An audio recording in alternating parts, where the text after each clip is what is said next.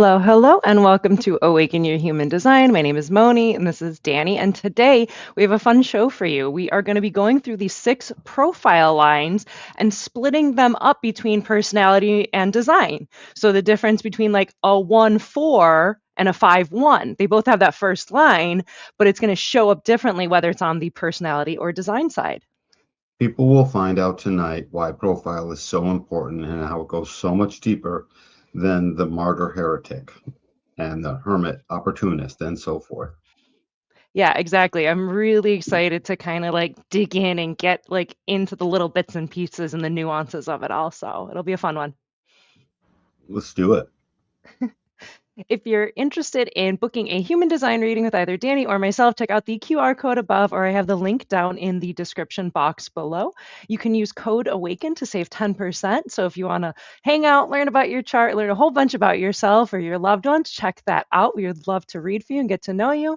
If you've been getting a lot out of our videos and you'd like to help support us and encourage us, check out the donation link above. I also have that down in the description box below. And as always, thank you for liking and subscribing. It really helps. Thank you for commenting and asking questions. We really love to read them. It's really fun to talk to you guys and answer your questions and engage with your enthusiasm. It's really fun. This is definitely coming from our hearts, so we love receiving that back. And let's dive into it. Let's get into these profile lines. Oh my God, it's going to be so good, Moni. So starting off, you have the design side, the personality side, the unconscious and the conscious side. So we're just going to unpack those a little bit. So starting off with the design side, this is unconscious. It's everything in your chart that's in red. It's going to be on the left side when you're looking at it. And this is the neutrino imprinting pertaining to the bioform, right? The physical body. The bioform is the body. It's consciousness lies below one's level of awareness. Indeed, it does. I mean, this is our design side. This is the separate consciousness that rides along with us that we've all got to make friends with. In case you wondered why it seems like you know something or something is somehow, you seem to be that way, it's in the design form. And the personality is looking at it, wondering what that is. And you're going to get to know a lot about the combination of these two things as we look at these profiles, because one's for each, one number for each, the design and the personality. Yeah, with the design side, the way I kind of think of it is like the red, it's like blood. And you have blood that's, underneath us. It's what's pumping and doing all the work, but it's like you don't see blood. You see the effect of it, right? Like my skin's a bit more pink and it's alive. So we can see the effect of it, but we don't see it itself. So it's kind of the same with this design, this unconscious side. Ra referred to it as tunnels, right? It's the stuff that's underneath. It's like the subway. It's moving people, but you don't really see it if you're on the top side. So that's how I kind of think of it. You just don't know what's going on until it comes out of that tunnel. And then you know. And now you're going to get to know all these aspects that are our profile. This is really good. Yeah. Or it's the stuff that you might not notice in yourself, but somebody else might notice in you. And then you might be able to start understanding it by somebody else noticing it, or you notice your effect on other people. Indeed. So then switching over to the personality side, this is conscious. This is everything in your chart that's in black. This is the mind, the psyche, the light of the soul, that which is eternal. The personality is who you think you are. Yeah, it's a really tricky thing. I'm not going to get into it why it's who you think you are, but you think you are this thing. You think you are this thing. And really, you're so much more. It's only an aspect of it because when the design and the personality come together, suddenly the being, after they get a good reading and start to see this working in them, they see, oh, my dear Lord, there's a whole other half of me I need to really get to know intimately.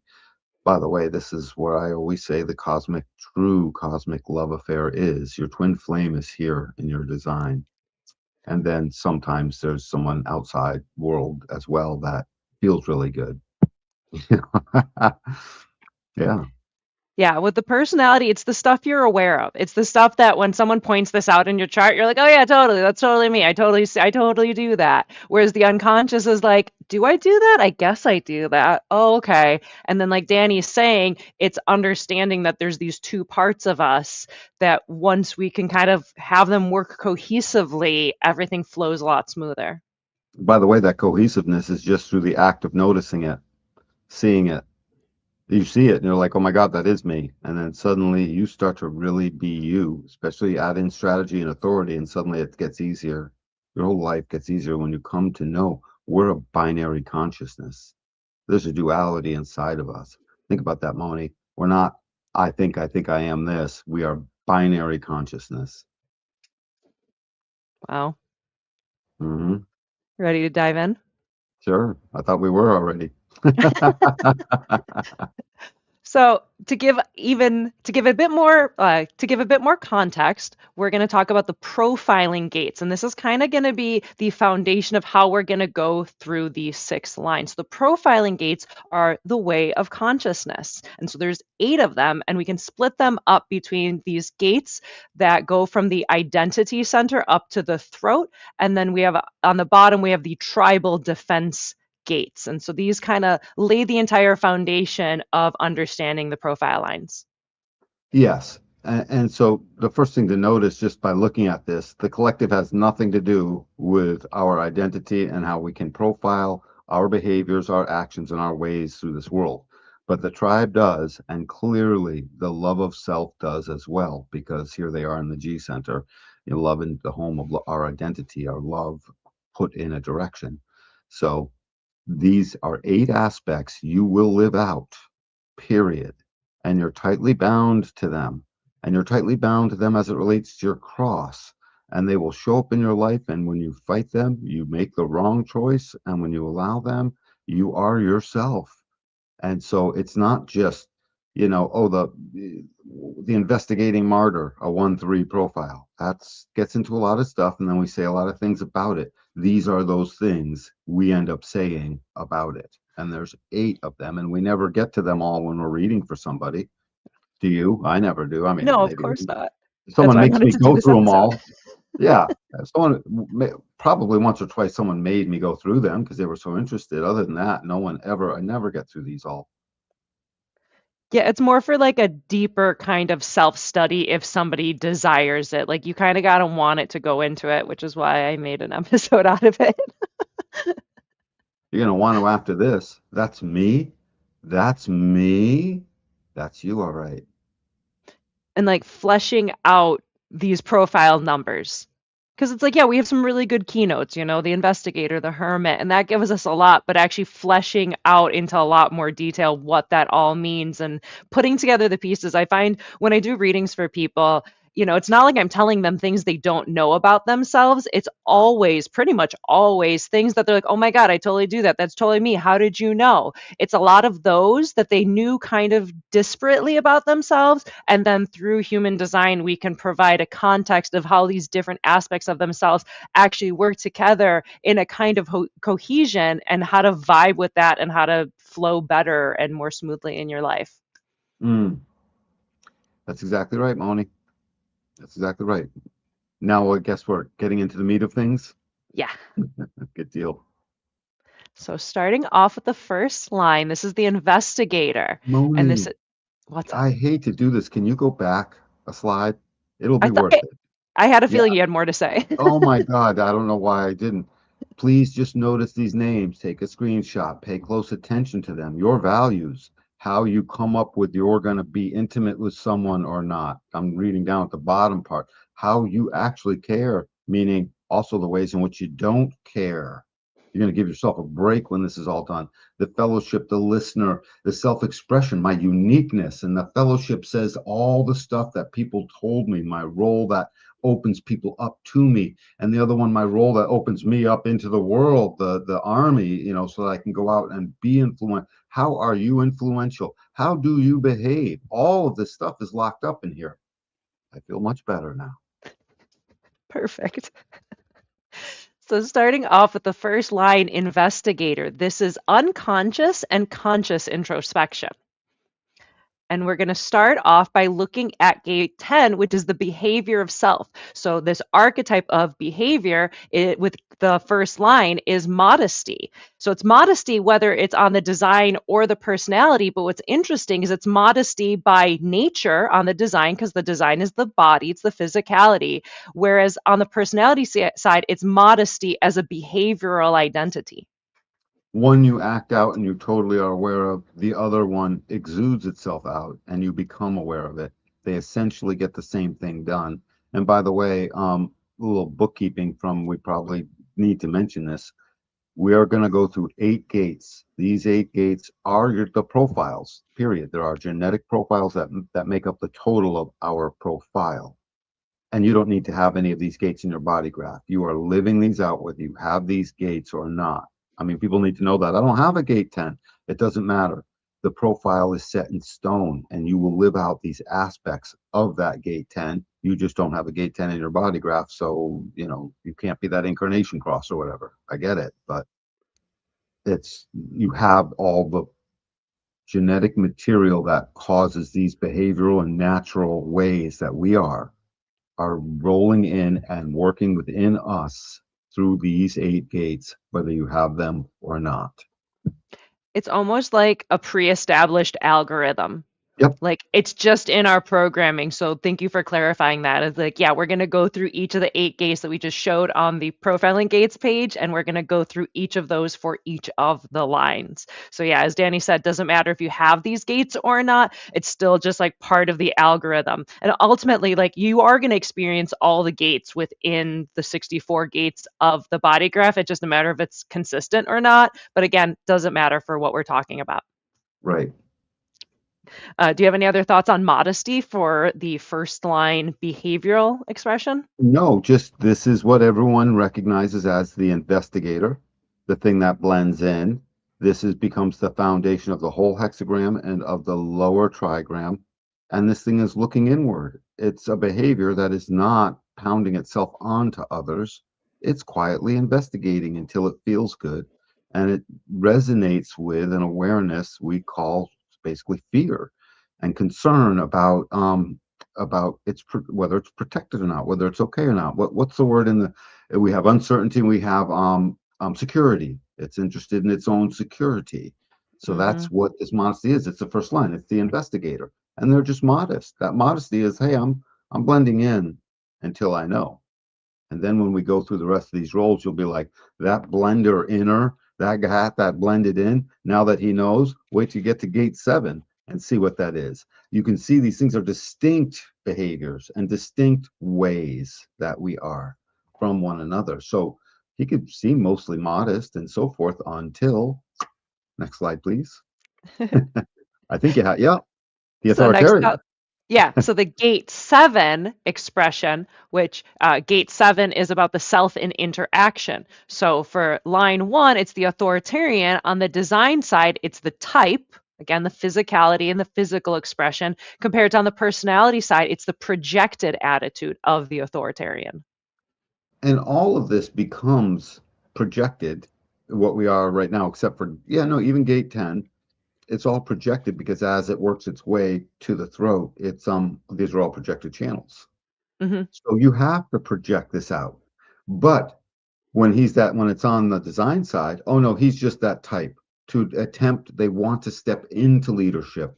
There is a natural proclivity to have this authoritarian who's now an authority on the subject he built a foundation on, step in and attain a certain level of influence. Gate 31 above, the polarity that says I'm influential temporarily anyways, but it's projected. Everyone's got to agree to it.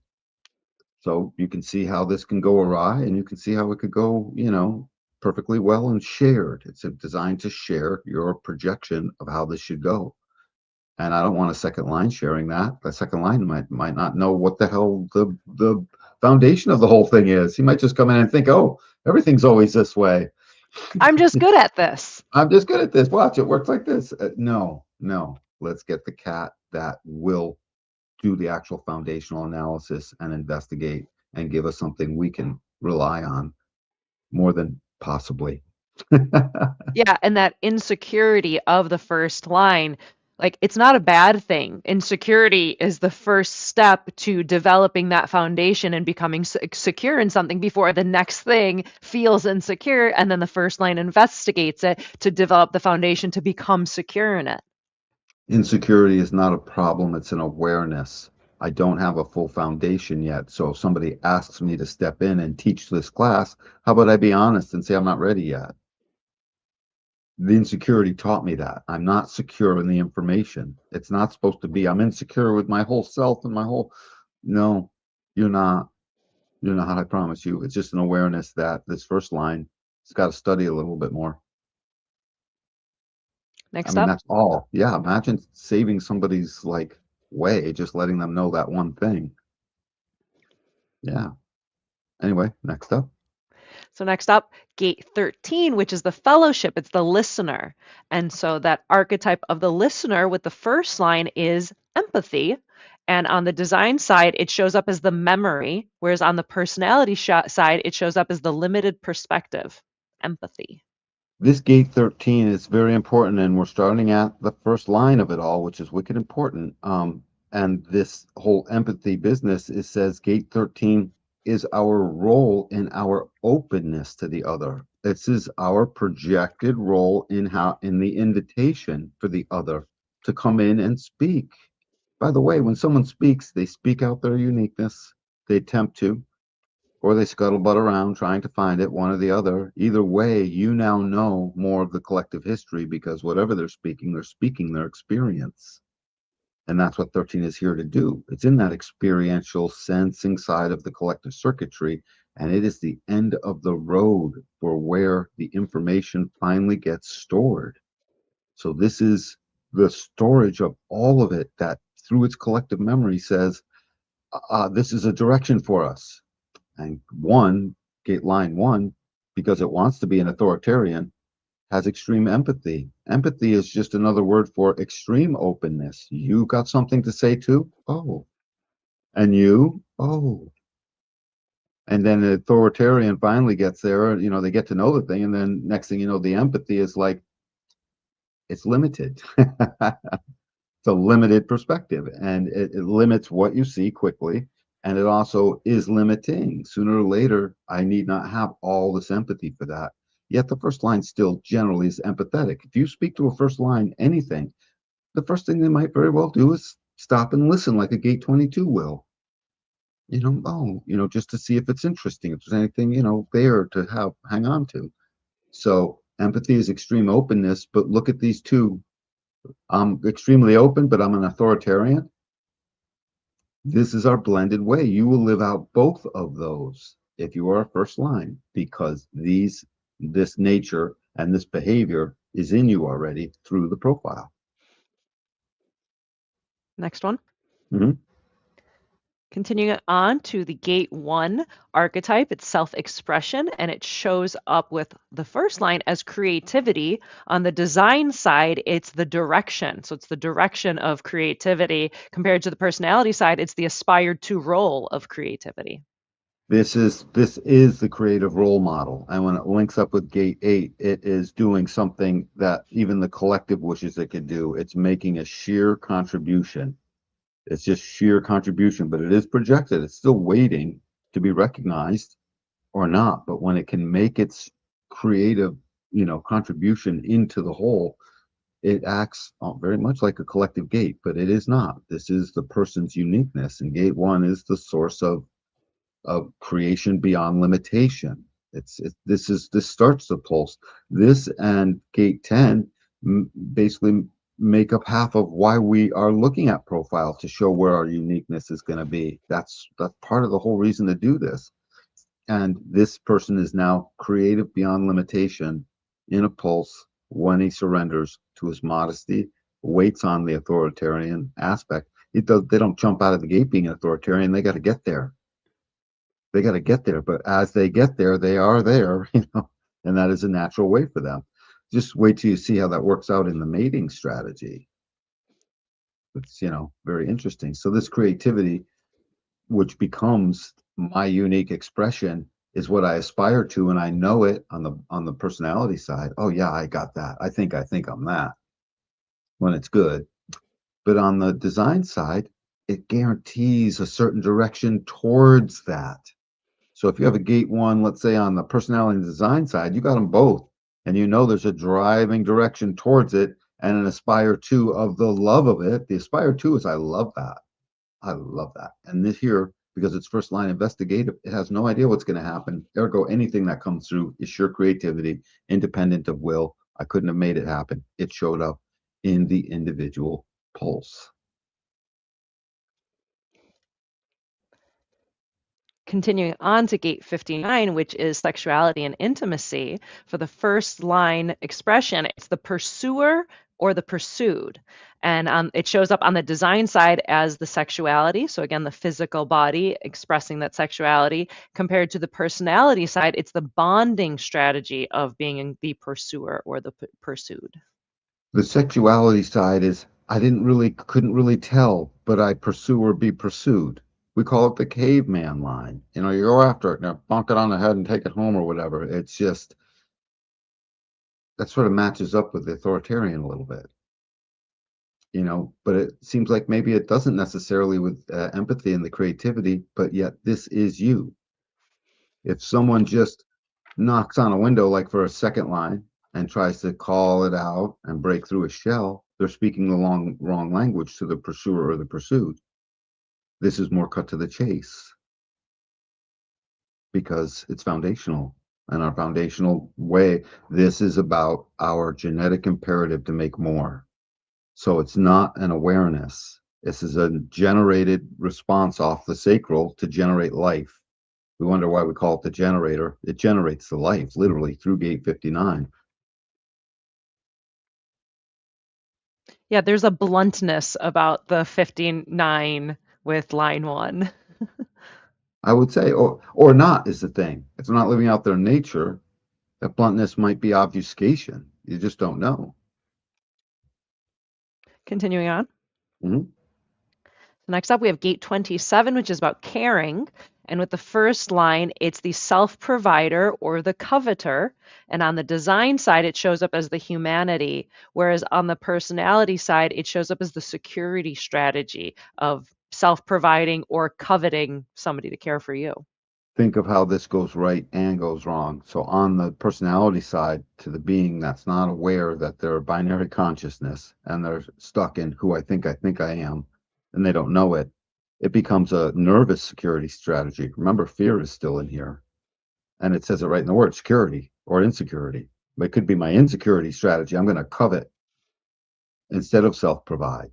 This binary is here is because each one of them in this particular binary is where they learn one or the other. They learn from one to become the other. The natural thing is to start out as the coveter, the 3-year-old mine, you know, that's what they do, but they have to learn to self-provide. And this is again foundational to survival.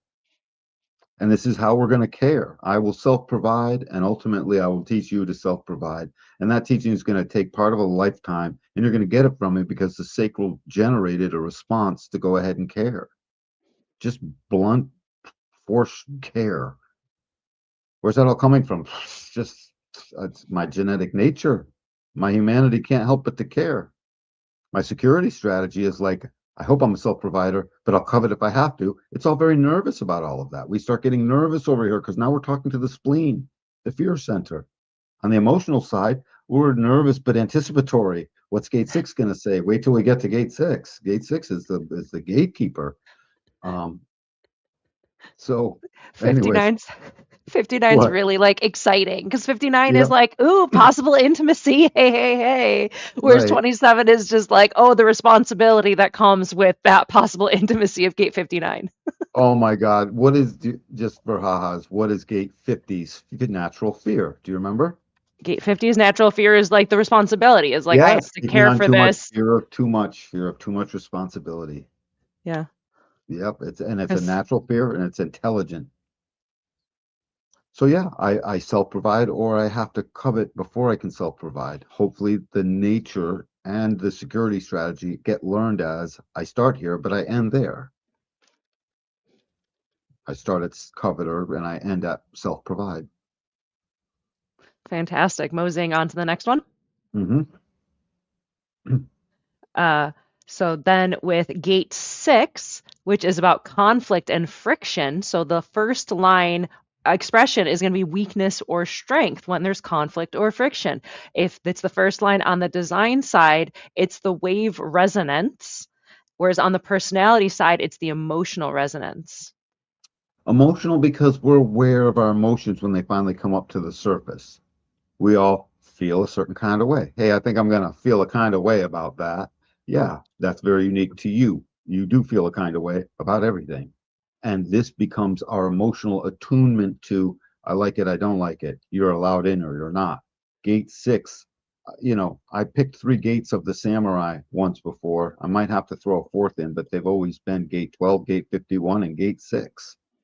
Gate six will chop it all off right at the head. You're not coming in here. It becomes my emotional resonance, and it can be very closed to intimacy. Maybe it's not right. Maybe it doesn't smell right. Maybe my emotions haven't got there yet. Maybe I haven't waited long enough. Maybe a lot of things. So there's a gatekeeper, but of course, gate 59, which we went over just to line 59. Excuse me, line one of gate 59. Thank you, Moni. um, of that gate is still pumping out this capacity to break through that six. So they call it friction and conflict, and the conflict is I'm trying to break through, and the conflict over and the friction is yeah, well, let me slow you down a little bit. I have to measure my emotional wave to all of this. How do I feel? So the conscious behavior is like, how do I feel about this? And everybody knows I didn't feel good, but I did it anyway. Yeah. And no one ever feels good about that or whatever it was, by the way, but no one ever feels good about opening themselves up when they didn't want to. And we know that we're emotionally tuned to that, and it puts a trip on us. But on the other side, where the am I pointing the right way? I got to change my screen. I point Just up. tell me which side.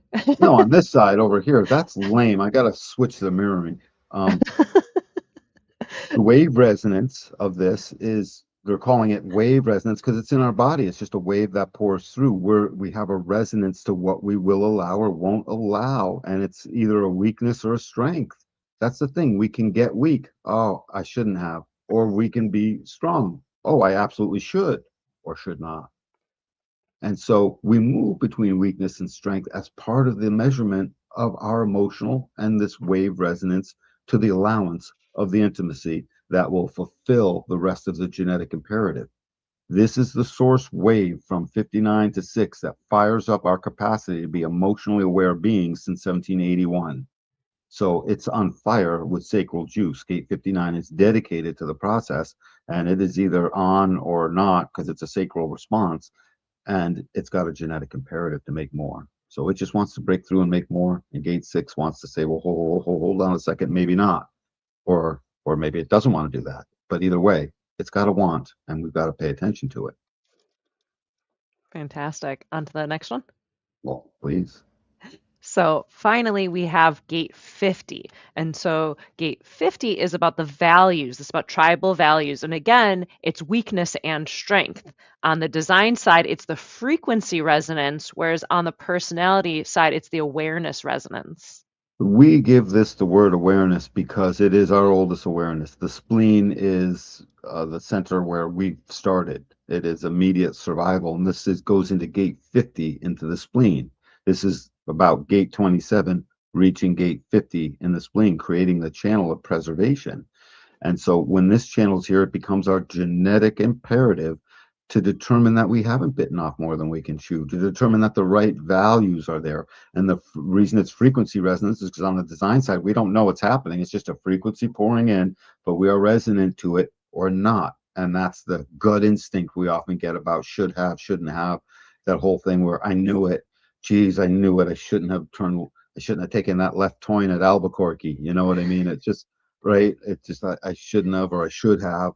Yeah. That sense that we always knew it so often is in here. It's a frequency, and we become resonant to it. And if we listen to that voice, we will learn very much more how to care and preserve the offspring that we made on the other side. And by the way, it cares and preserves for everything else. This is how our elderly get taken care of. This is how this is how the garden gets taken care of. This is how everything gets taken care of or not. And a lot of things don't get taken care of, obviously, because gate 50 has to be aware. It's got to have a frequency of awareness that says too much responsibility. And that leaks over, obviously, if you have it on the design side, it's just awareness resonance because you're aware of it. It's on the personality side. You're like, oh, maybe too much. And you suddenly have a hit now that you can speak to. Whereas before you'll have a hit that you might have to process for a moment, but it's giving you a clear signal if you're paying attention. You're starting to get the picture why you need to know both sides of you. This is just line one. It's just the foundation. It's just the foundation. So we've just gone through what is the foundation of humanity's role together in our general interaction as ourselves with one another,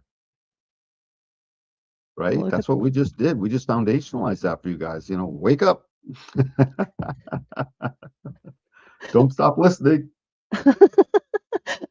It's like I love how you can like tie it all together and make it all pretty. I was like, I don't know, this just seems neat. Let's talk about it. That's so thank you, Moni. It really Thank you. it wouldn't work if you didn't run these amazing slides that like make it all work. And I show up and I'm surprised all the time. I'm like, there's a oh my God, whoa, okay, we're gonna be fine. We're gonna be fine. Rather than, yeah, just talk about it, you know. I Yeah, get no, that sooner or later. I love having the info and the graphics. Do you have any other final thoughts on the first line before we get into line two? Just a strong reminder, all of these things, put them together and see that there are 8 things to you. And if you really want to make it complicated, there's technically possibly 16 things to you, right? Because there's 8 on the design, and you could see it this way. But in reality, just look at it as the 8. They come together, and look at it as the blending of my humanity and my security strategy, or my type inside, which becomes this projected attitude. What type of projected attitude? My roles and interactions. So you have all these 8 things, and we go on to line 2. You still have all these 8 things, and 3 and 4. So we get through all of them. So when we get to a profile that is a 5-2 profile, you have all these things twice. You have it for the fifth, you have it for the second line. And you are the blending of those things.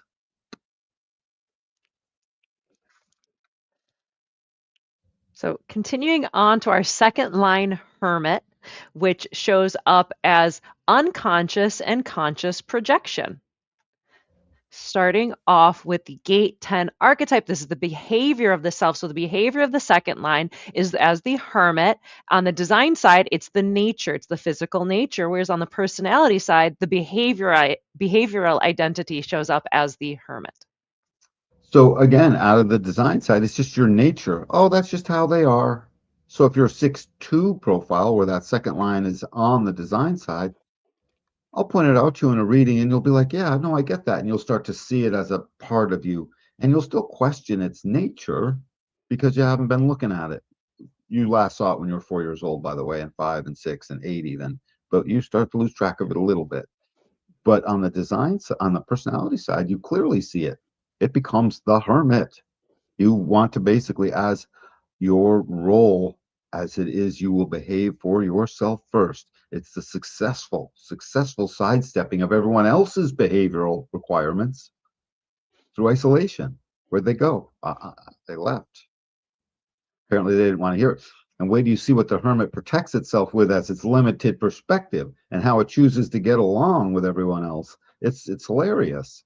In order to be a hermit, so it can be in its little bubble and in its shell free and have a free nature that is free of the influences of everyone else, largely, it requires this hermitage, successful sidestepping business to work. No one can remove themselves like I can. I can get out in the middle of a crowd if I need to. I just sometimes I just walk away. I'm done. Where'd Dan go? I don't care. I don't say I heard that. I'll walk farther away for a minute. Yeah, it's like with the personality side, with this behavioral identity aspect of gate 10, it's like a conscious identification with, like, oh, yeah, I'm totally a hermit. Whereas on the design side, it would more be their underlying nature that they just act as a hermit, but maybe not consciously identifying with it as it would on the personality side. Yep. So you just won't quite see it the same way until in a reading and doing an analysis, we point it out to you. Analysis is the best thing. Everyone should drive themselves in and book an appointment to get this to see what this is. You can start your life the way you want to as well. Absolutely. Continuing on to the next gate. Yep. So the next gate is gate 7, and this is the self in interaction. So how the second line interacts. And it shows up as the Democrat. On the design side, this is their type. Again, that more physical expression that the design side provides. Whereas on the personality side, it's the projected attitude of the Democrat. So same thing again. Type just shows up. Well, that's their type. Sort of like that's their nature. I guess that's just my type. So right, it's something you sort of accept that just seems to be there. But on the personality side, no, I project this out. I'm projecting this attitude. And as the Democrat of the hermit simply doesn't want to be involved with most things, they mostly are a Democrat at how they project their attitude. And they're not stepping into places of influence until someone truly does call them out. They'll support the influence, they'll go along with it. Hey, everyone wants to paint the house red and blue, it's a little odd, but whatever. If everyone votes for that, that's my vote too. That's the Democrat. Just sort of goes along with whatever everyone else says because it's easier that way. And that's a cool picture sitting there in the cube. Thanks. Except the only thing is that I wish there was a way to make a head look like so that it's not looking out the cube, it's looking at its navel, you know.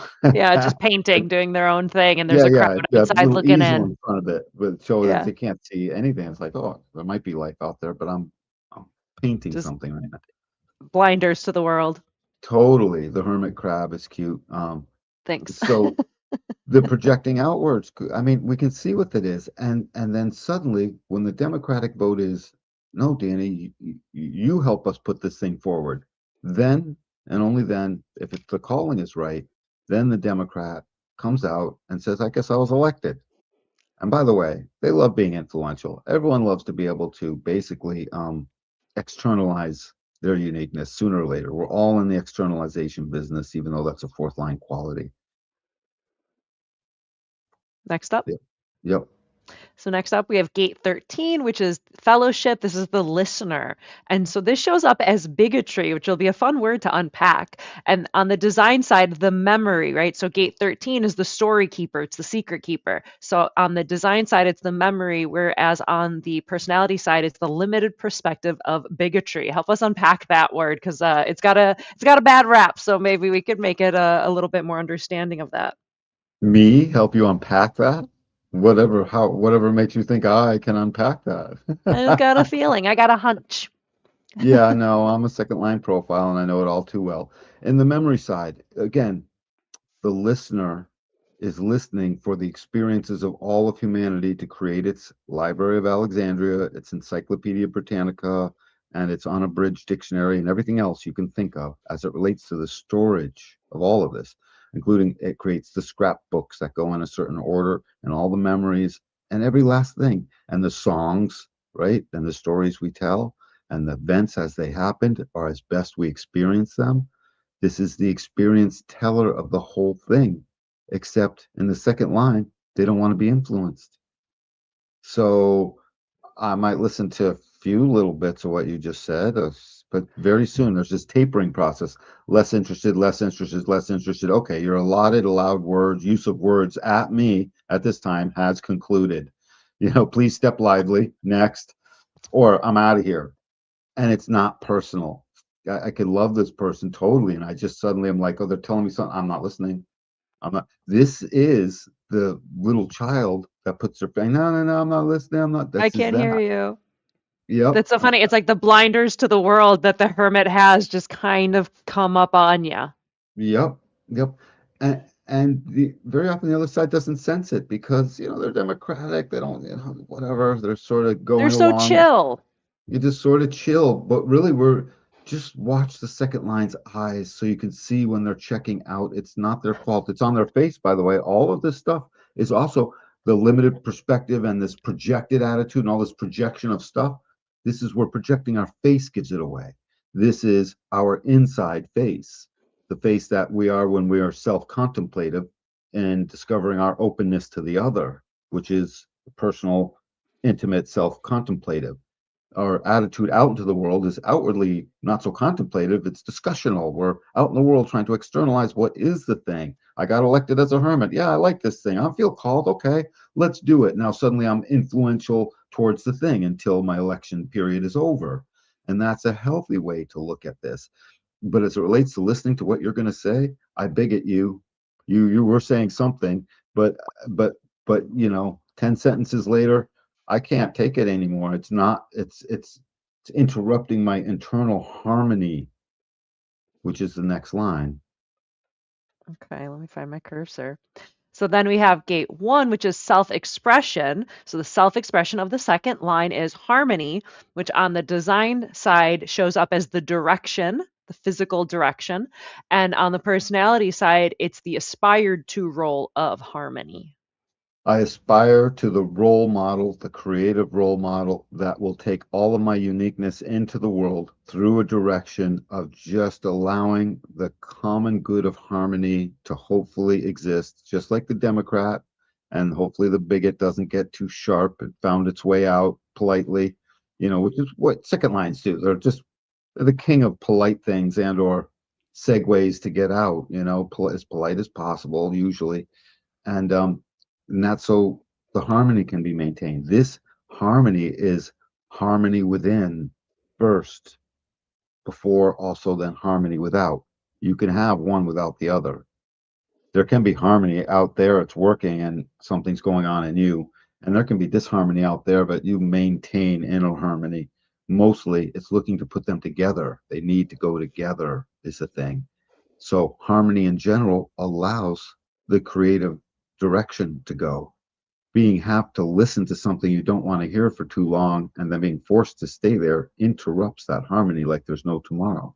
Being forced out of the democratic role into something more aggressive, let's say, for whatever reason, or your not self takes you out of it, um, or circumstances do sometimes, the harmony starts to go away. Suddenly your creative role model is a little quieter. Remember, this is my absolute inspiration with the possibility of no limitation, independent of will, coming and drawing and pushing my uniqueness out into the world through gate 8 that contributes the next best thing to the entire world is what every gate 1 is aspiring to, something of greatness about them. Have nothing, it's independent of will. It's just exciting newness. And it's spoken through here.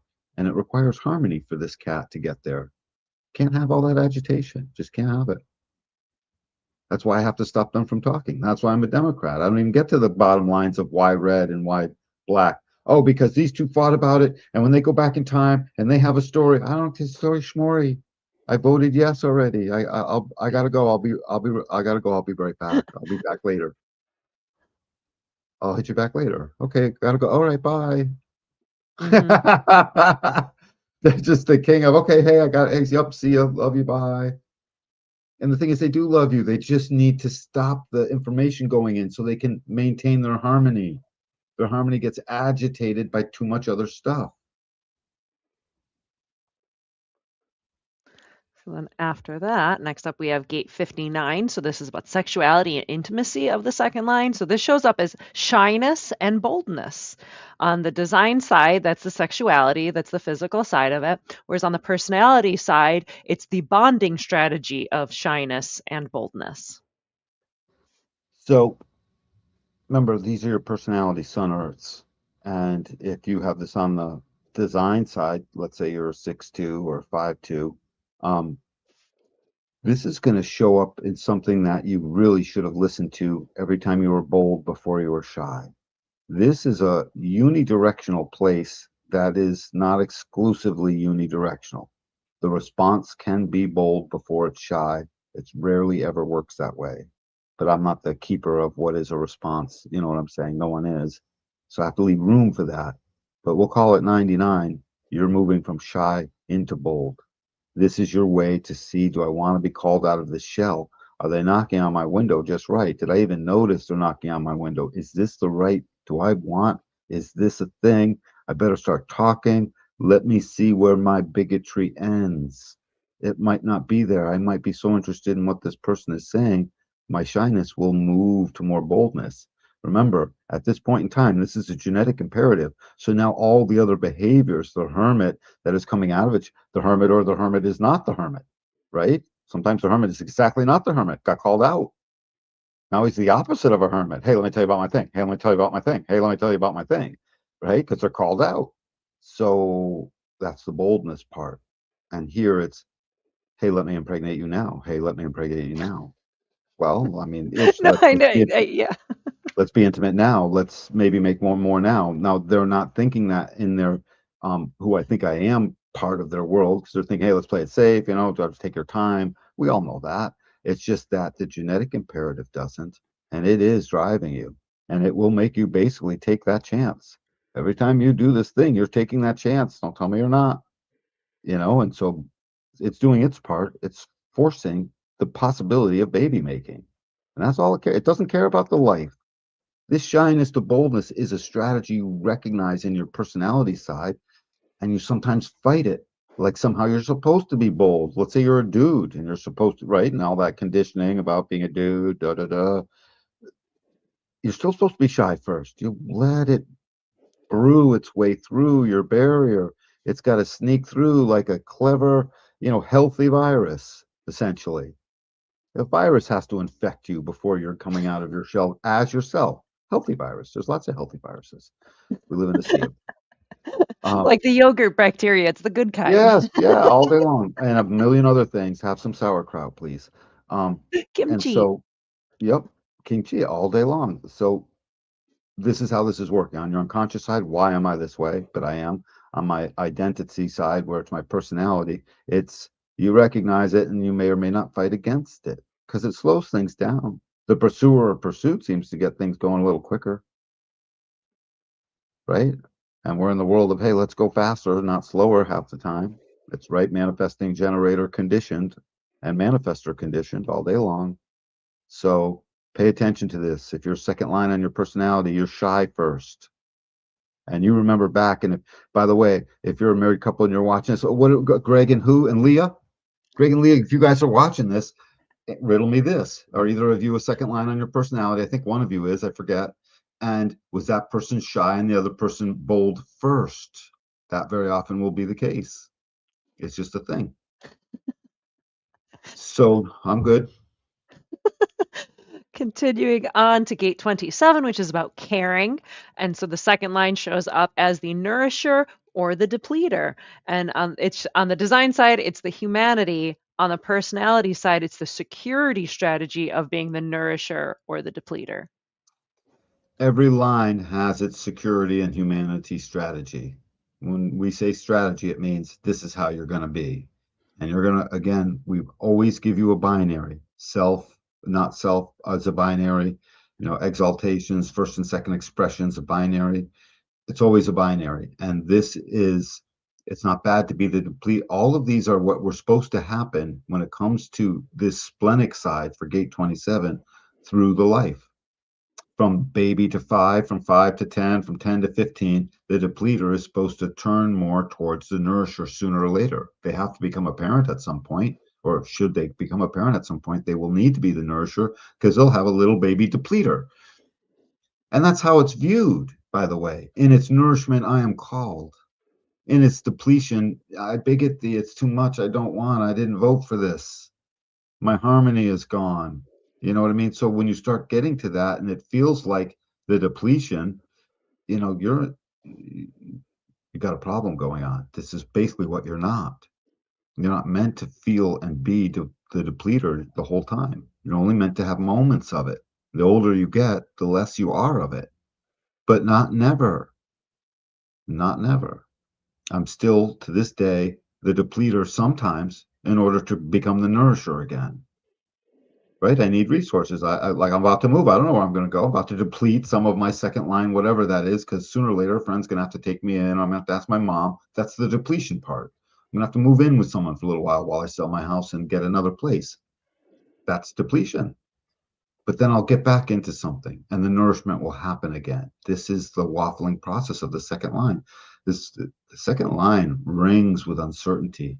If the first line rings with fear and insecurity, or just call it security or not, this this rings with uncertainty or not, because it can't tell. It's the second line. It doesn't even know people are looking in on it. It can't tell what the heck's happening per se. It's got to sort of experience it and feel called into it, and then the energy shows up. So all it has to do is run into something it's not familiar with, and it starts to have to deplete again. All these second line children, don't make them move out of the house at 18 years old. I mean, unless they're gangbusters getting out, that's one thing. But mostly the second line profiles, personalities in your family as children are need more time. They don't know where that calling comes from. It took me till almost age 30. Thank God for my parents, man. Ready for the next one? Yep. Next up, we have gate 6, which is about conflict and friction.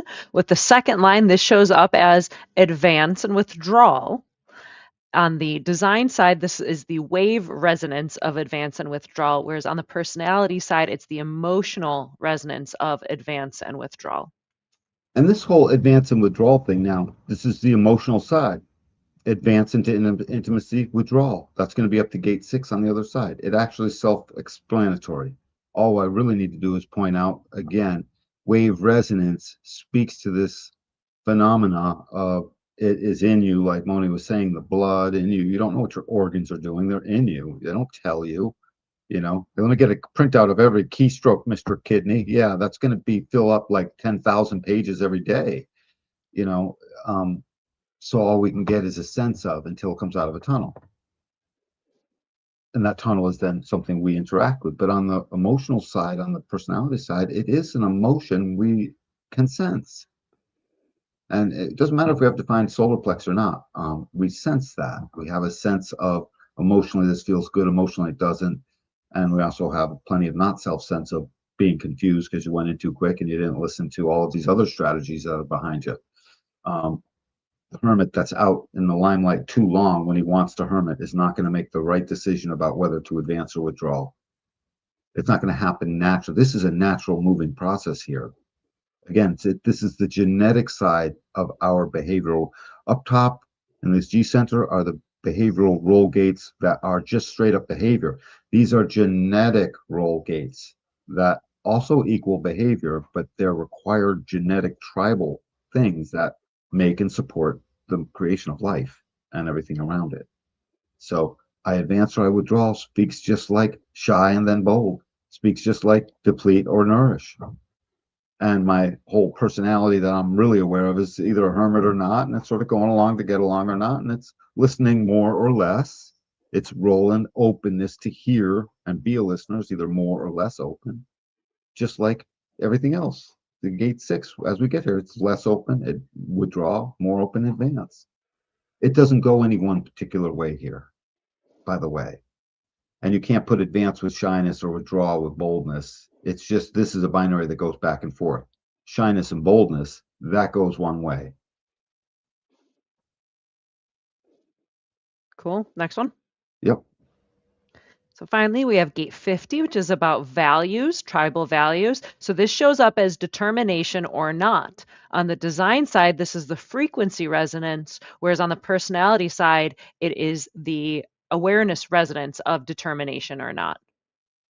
And besides the hermit itself, this is probably the largest mover of the second line, and we never ever get a chance to talk about it.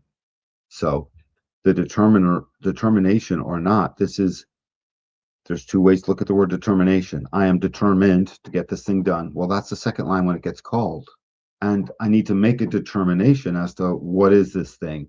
And ultimately, we are making the determination that we are called. But mostly, this is speaking to the determination of the self. And it's through great awareness of my values that I am determined to answer this call and be called into this bond or not, to be called into where is it I will leave my hermit shell and bring out into the world my uniqueness, being called into the advance or the withdrawal. And it's very also, especially being called into finally becoming a nourisher. Every second line wants to be that. And when the determination shows up, they can. And when it doesn't, they sort of can't. It's just like you would expect out of the second line as it relates to on off. It's called or it's not called. So determination or not. Not sure what else I can actually say about all of this other than when you put it all together, you again realize the second line, we haven't even gotten to 3, 4, 5, or 6 yet. And the hermit and the Democrat and bigotry and harmony, these 8 things here, please identify them with yourself. There's 8 not one or two or a little bit of this. It's all eight, smashingly so. Fantastic. You ready, Mosey, to gate three or line Yeah, and three? take your time talking. I'll be right back. Sure. So continuing on to the third line, which is the martyr, which has a special place in my heart because I'm a 3-5. So the martyr is unconscious and conscious adaptation. So this will start off with gate 10, which is the behavior of the martyr. On the design side, this is the nature. And on the personality side, this is the behavioral identity. So this one's really fun because, again, it's mine. And the martyr, it sounds kind of funny, but it's basically the trial and error process because the third line, we are basically bumping into the world at all times. That's why I picked the graphic of like the guy tripping and the guy slipping because that's pretty much what the third line does. Whereas, like, the first line is insecure until it creates its foundation. And then the second line becomes that natural expression that is just projecting out that they know whatever that gate is, even if they can't explain it. And then the third line is it's engaging with the physical world, and the third line is basically bumping into the physical world at all times. So it's basically this trial and error, like, we make mistakes, but they're not mistakes because it's how we learn. So you have to learn to just laugh at yourself because otherwise, we can be pretty rough on ourselves. You'll be pretty rough on yourself. Yeah. And then as we get through these things, you'll start to see why. You know, we get to pessimism is one of the things we get to. Bonds made and broken is another. We'll get to them in a minute. But just the martyr itself, the martyr is following their principles.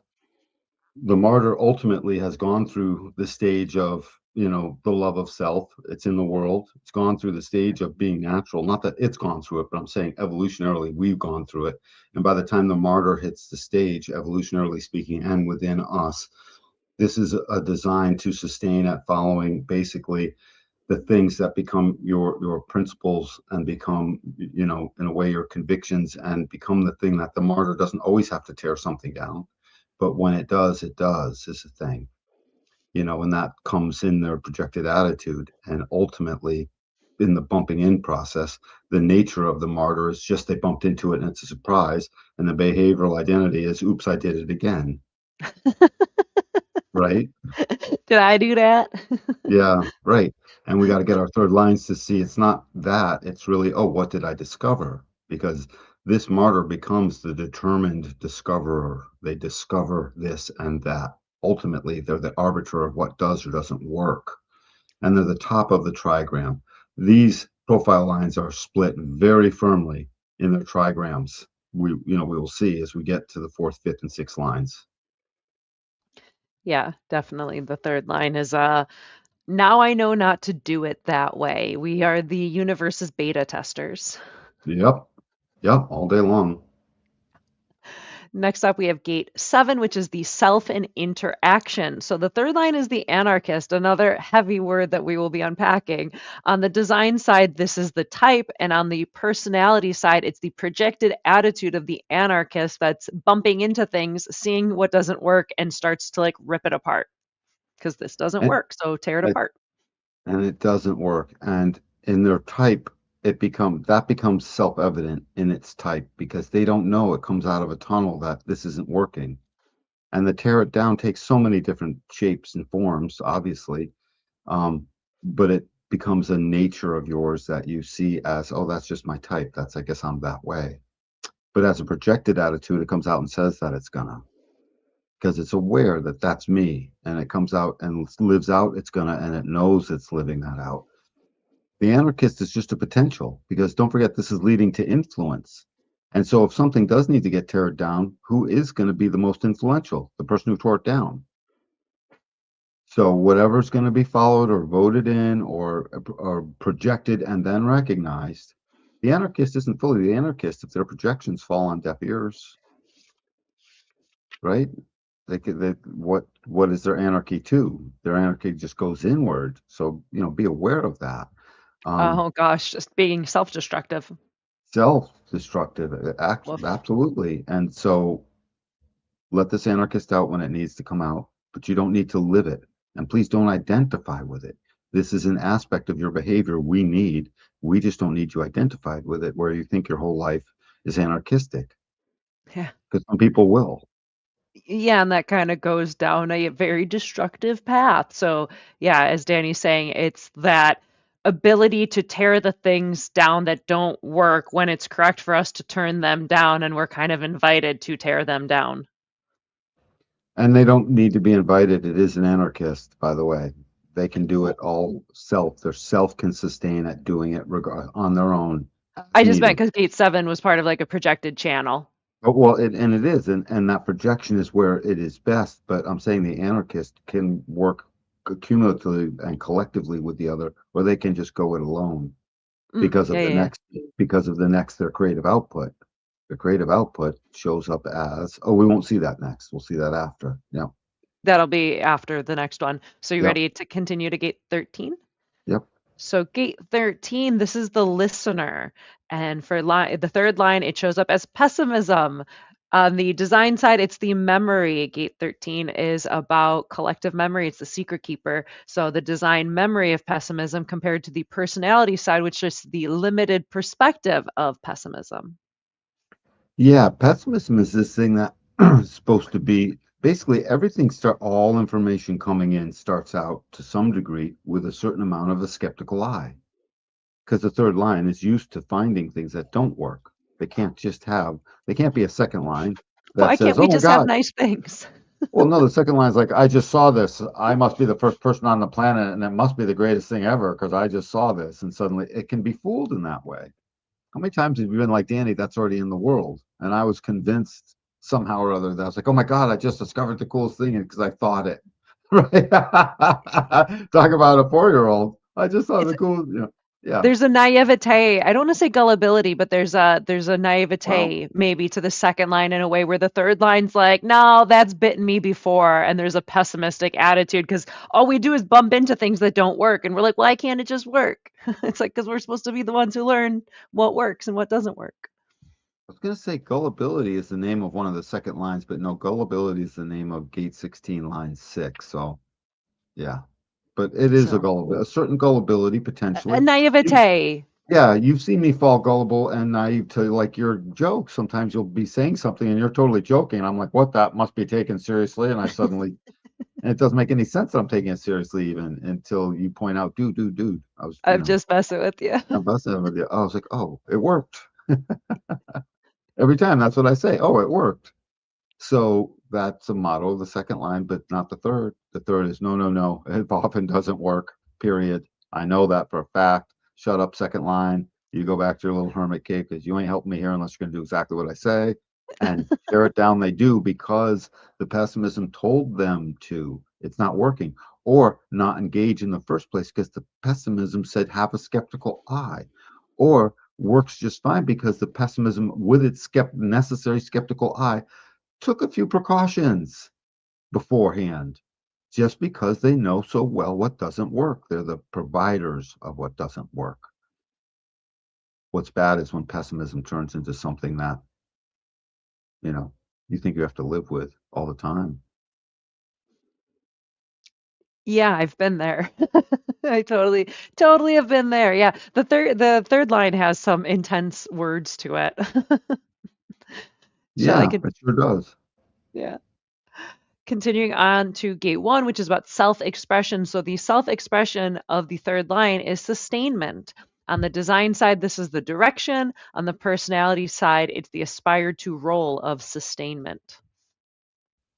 Yeah, sustainment is really cool. This is something that they need. This is that aspect of them that says the third line, if you knock them down, they get back up. That's what We this are a is. Chumbawamba song. Yes. And so when we say words like aspire to roll, you don't aspire to be knocked down and get back up. But But we sure do as it. as you aspire, you sustain. The greater the aspiration of your creativity and your uniqueness, that's what the aspire means. I aspire to contribute my uniqueness and my creativity and myself, not as anything else, just as my freaky unique self. And so in its aspiring to contribute, it sustains. These cats sustain at this stuff. And in that sustainment, think of it, I'm sustaining at this, but I don't really know because it's just in my nature, and I'm sort of discovering that, as a way of mine, that becomes direction. Because as you sustain, you move in that direction of whatever that you're aspiring to. And on the personality side, it still is partly a direction, but it's it, you see it working, and you're become knowingly determined to do the dang thing and sort of keep at it and sustain and get back up when you get knocked down.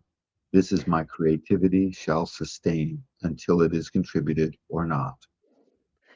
Yeah, I like it because looking at Gate 1 in the main human design book, it's the energy to sustain creative work. So it's that falling down and getting back up again because you need it. If you're going to be Yep. creative in the material world, you're going to bump into this works, this doesn't work. This works in these circumstances, but in these other circumstances, it totally doesn't work. And just being able to be super adaptable. So that's like the main word is conscious and unconscious adaptation. So that Yep. energy to sustain the creative work when you keep getting knocked around and falling down, but getting back up again to go again another round with the material world as the third line. Often does. Yeah. That's their jam. Continuing on to gate 59, which is about sexuality and intimacy. So this is bonds made and broken for the third line. So the sexuality on the design side, it's the sexuality of bonds made and broken. On the personality side, it's the bonding strategy of bonds made and broken. Again, one side the other side you don't know as well, right? And so as your just sexuality that pours out of you naturally, you're there making the bond, making the bond. This is our guarantee that we make bonds. Third line's guarantee we bump into this one, we bump into that one. The genetic program and the genetic imperative loves the third line. The third line is going to bump into the most interesting things and create the most interesting matchups, you know. In the cage tonight, in WWE tonight, we have as a matchup, I can't say any names because I'll date myself, but right, Hulk in the Hogan same. and The Undertaker. No, it's before them. Undertaker was even new. Uh, the Polish Power, Ivan Putski, and Andre the Giant is what I was going to say. That's So definitely aging it. yeah, yeah, yeah. So anyways, it's what can I match up with this? Oh, let's put this one with that one. Oh, that's some nice new genetic material for the program. The program is interested in making more. It does not care about the divorce rate upstairs in the real world that we live, and our behavior has to exist. It just does make more. To truly just understand that it does not care. Every single time you're being intimate with your partner, you fell in love, maybe you'll get married, you're starting to talk all serious, it's gorgeous, all the good stuff. But every single time you guys make love, the genetic imperative's like, maybe this is time. This might be that time. She said she's not ovulating, but maybe we'll get in there anyways. It's just that's all. If I can, I'm anthropomorphizing the process, but it's the same process for her. Is let's say you're both the third line. Her process going on inside, even though she's like, oh, I have all the precautions, whatever. Her process inside is maybe this is the time. It's the same damn process. Doesn't matter, guy or gal. And so it has to make that bond. But the thing is, that which is sooner or later becomes that which is not. Bonds made and broken.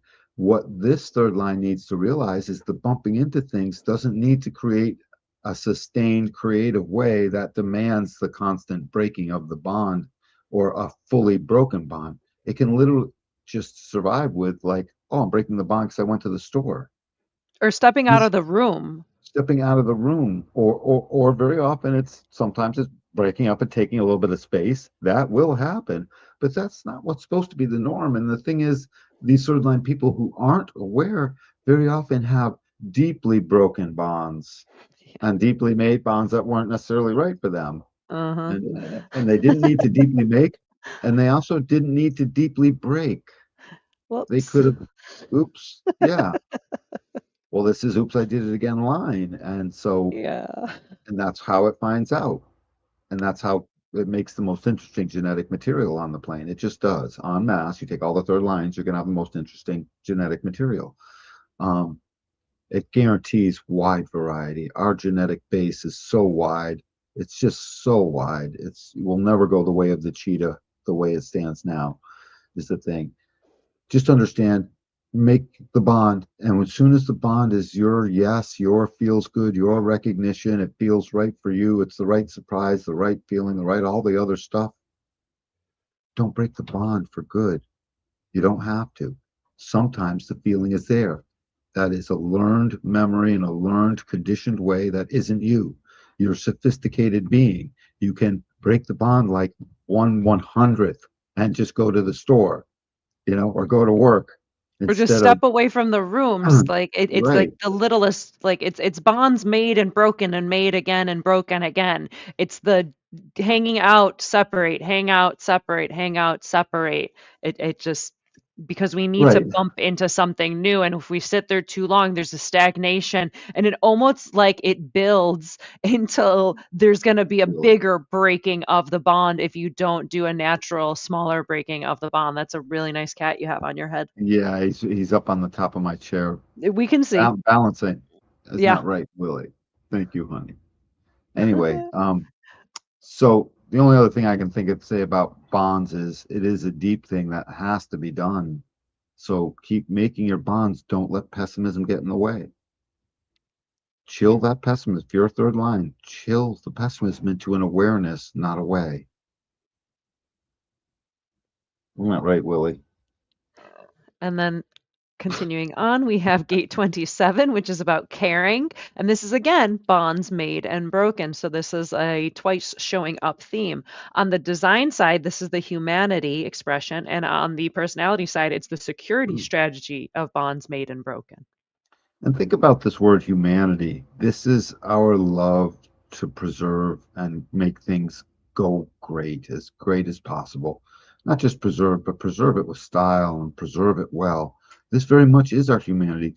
Gate 27, very often, whichever way, I don't really know what's the folklore behind it all, but Mother Teresa, whatever we've always thought of that would be like the caring humanity or some saintly figure from something. It's just Mhm. this always on caring. Its only capacity is to care or not.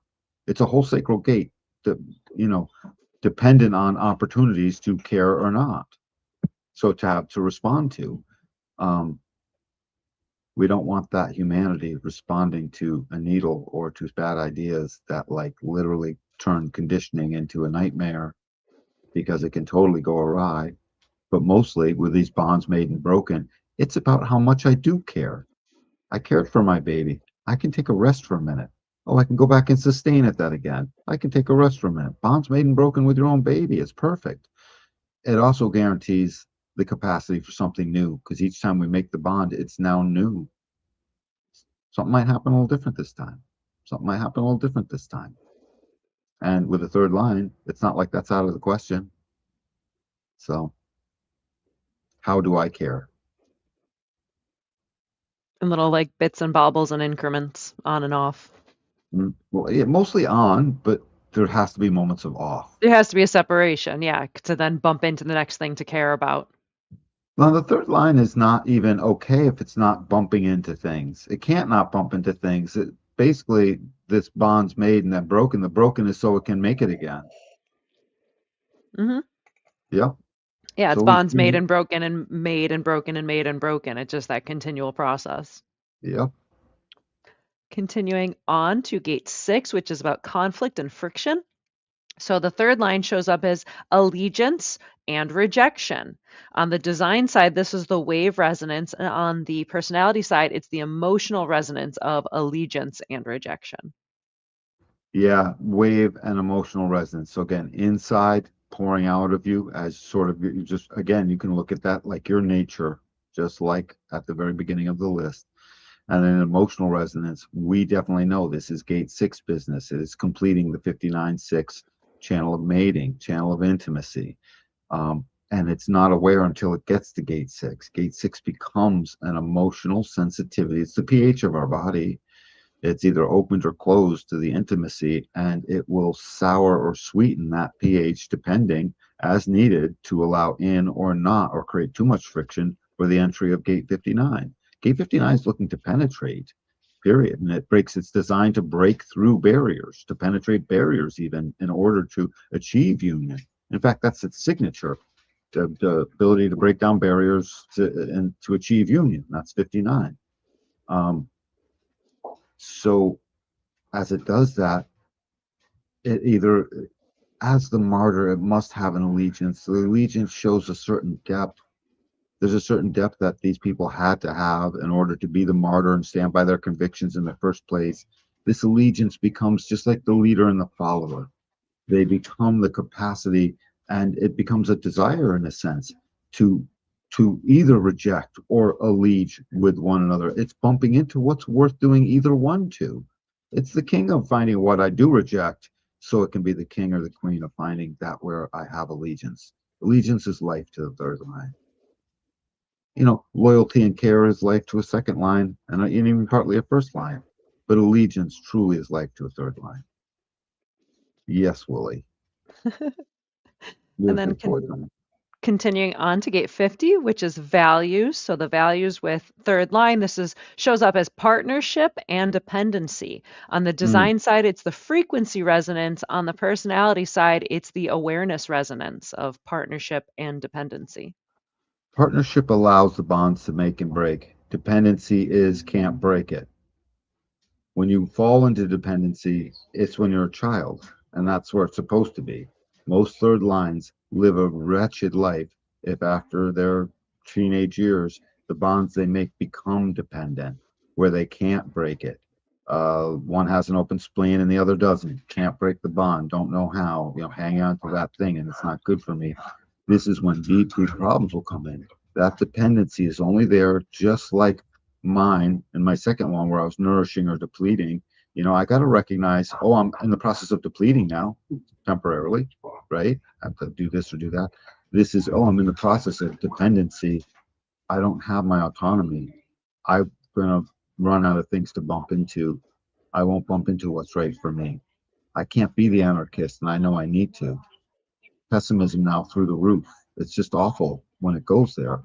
And so, to partnership and dependency as an awareness towards what should you care for, this is the ultimate expression of goodness, or the absolute just rejection of forms into those broken relationships that go nowhere and hurt, you know, and they see it and they live out a life of that, or they wake up to their nature. Your third line, you got a really cool nature to wake up to.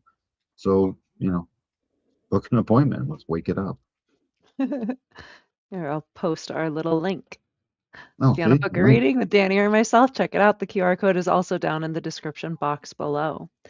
Hmm. You have some sound going on in the background. Can Yeah, you? I'm gonna, yeah. that's going to go on for a moment. So we're done with this. Anything you want to add? Um, I don't know. I feel pretty good about the third line. It makes sense overall with that like bumping into things and, bonds made and broken and made again, the allegiance and rejection. It's kind of another way of saying bonds made and broken, partnership and dependency, even a little bit there. It's just like, are we working together? Is it too much? So that on and off, that falling into something, that bumping into something, all of that really resonates. Yeah, totally. I feel Um, good. Let's move on to the fourth line, right? So we are an hour and 20 minutes in. Do we want to continue to try to do the rest, or do we want to make this into two parts and then maybe we can do some juxtaposition crosses? Two parts and doing a couple juxtapositions. Yeah. All right, cool. So that is the first part of our going through the 6 lines and breaking them up between the design and the personality. So we'll continue that on the next one. And so we'll do the next part of today's show we'll do a couple of the juxtaposition crosses as we continue our series going through all of the incarnation crosses, which is kind of exciting. I'm pretty Dude, stoked I'm about not that. doing that. I quit. That's too much. Are we doing that? Well, Oh, we are doing that already. Never mind. Never mind. I don't quit. we've I already forgot we been doing. started a long time ago, didn't we? Yeah, we Oh, totally started that a long time ago. So let that is me, literally hilarious, Moni. yeah, let me find all my stuff for that because I wasn't sure. Juxtaposition crosses. So how about you talk for a minute about this? Well, I got some noise in the background too, but it's okay. So we're going to move into this juxtaposition. So this is gate 22, juxtaposition cross of grace, right? Yeah, I'm trying to find my notes. If we Oh, do want to continue doing this right now. yeah, let's continue. Let's do a couple of Yeah, these. I know. I just got to So find my this will be notes. So line 4 of gate 22. Moni will pull up the notes. I'm about to pull us out of order a little bit, but that's okay. that's fine. This is going to be a fun one because this once was rulership. Rulership is supposed to move into grace, and I'm sure I would have said that along the way, but as we get through to the notes, you'll see this is that one spot on the body graph that allows the social being ultimately to move on to where it moves in its juxtaposition cross when it gets out of this into what comes after it. So You keep talking until I tell you to I got stop. I got nothing else to say about it until I see more notes. I know, but I got to find where my notes are. So you got to keep talking because I can't keep talking. There's a bird flying with wings open. What is Gate there? 22, everyone. Gate 22 is much like gate 13. It is too listening. The thing is, it's listening in an emotional wave that was fired up, obviously, through gate 6 and 59 in the first place, like we just spoke about. Um, However, this is the emotional ear, the left ear that's not listening to everything. It's in an abstract pulse at that point, essentially. And I say abstract and pulse because it's unique, it's individual. So that's the pulse of what's worth listening to.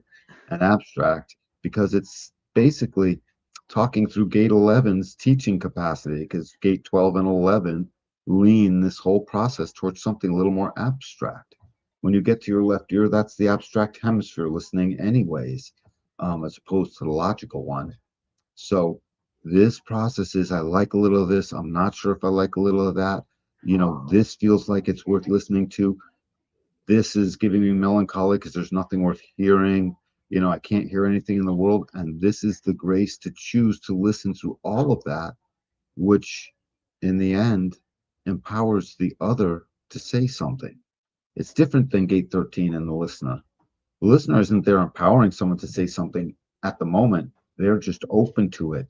And because we all have a genetic role in 13, we all approach each other and tell each other our secrets, one way, shape, or form. Um, I'm good.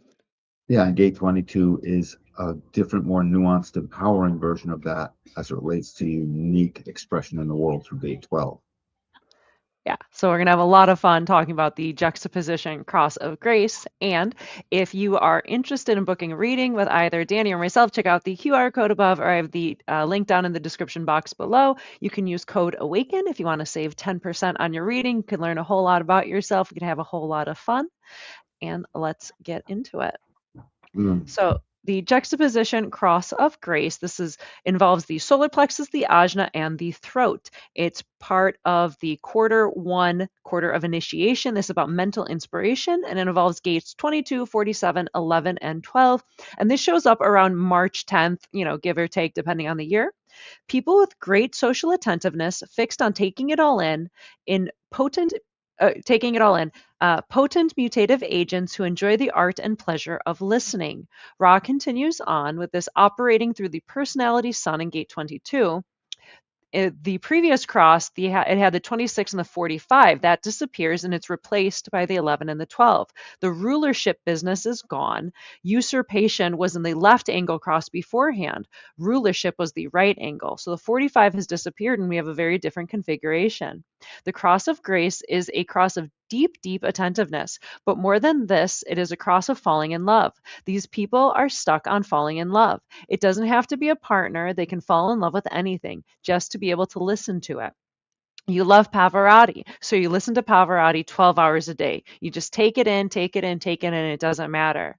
These beings can get totally absorbed by other forces in a way that can become very powerful mutative agents, since they are carrying the sun in gate 22 and they have design earth in gate 12. With this definition of the 1222, the channel of openness, these beings are deeply social. They have a deep capacity to meet strangers, to take them in. If you If you ever want to do a survey on the common man or woman in society, send out the juxtaposition cross of grace. Everybody will tell them everything and they will listen in total enthrallment to what is being given to them. They have enormous social capacity, and being so fixed, since they're the 4 1, all the juxtaposition profiles are a 4 1. They're so fixed and obviously fixed on taking it all in. This is a whole process because gate 22 is a powerful manifesting part of a powerful manifesting channel. In fact, I always call it the most powerful of the manifesting, the three manifestor channels that are specifically for that. Gate 22 starts out an emotional process that cannot be turned off once it's in place. So, as its fixed nature, its emotional process is to listen. And there's tons of emotional process going on under that. Soon it's going to be, is this worth listening to? Soon there will be some type of movement or not towards some type of further passion with that person. Do we feel passionate about this thing? It's a design of it's its own design of mating in a way, but it's a really particular, are you one of the ones that I can, be great friends with, that I can whatever. It's listening to that real personal aspect of it because it's individual, it's unique, and it wants to be open to socialness, but it can't always be. In fact, it's got to be closed more than open, frankly. The design of a social being, which is this channel when it's 1222, it's the design of a social being or not.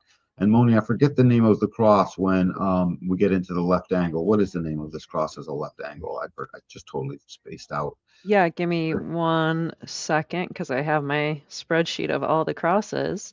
Well, So just with the use this. cross of Gaze, it's informing. Informing. Oh, that's right. Totally. Informing. The 11 and the 12 create the not only the storyteller, but the teacher, the everything else. Bye, Willie.